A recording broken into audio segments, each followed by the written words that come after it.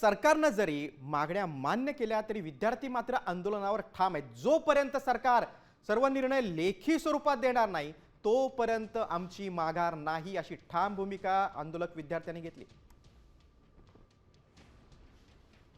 बघा, दरम्यान मांजरीतील आंदोलक विद्यार्थ्यांनी नक्की काय भूमिका घेतली आहे पाहूया।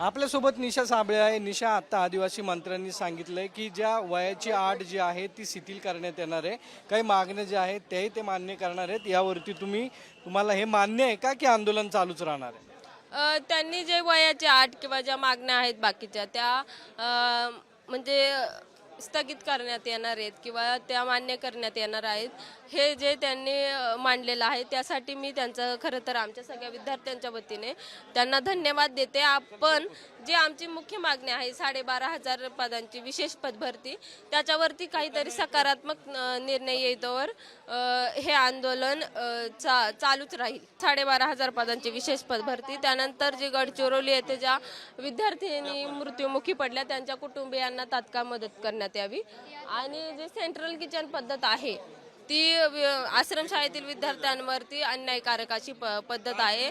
त्यांच्या म्हणजे त्यांना कुपोषणाकडे वाटचाल करणारी अशी ती पद्धत आहे, ती लवकरात लवकर रद्द करण्यात यावी अशी आमची मागणी आहे। आमचं एवढं एकच म्हणणं आहे की आता जी 12,500 पदांची विशेष पदभरती आहे त्याचे सकारात्मक निर्णय द्यावा आणि सेंट्रल किचनचा देखील सकारात्मक निर्णय द्यावा। त्यानंतर मग आम्ही आमची पुढची दिशा म्हणजे पुढचं काय निर्णय आहे तो कळवू।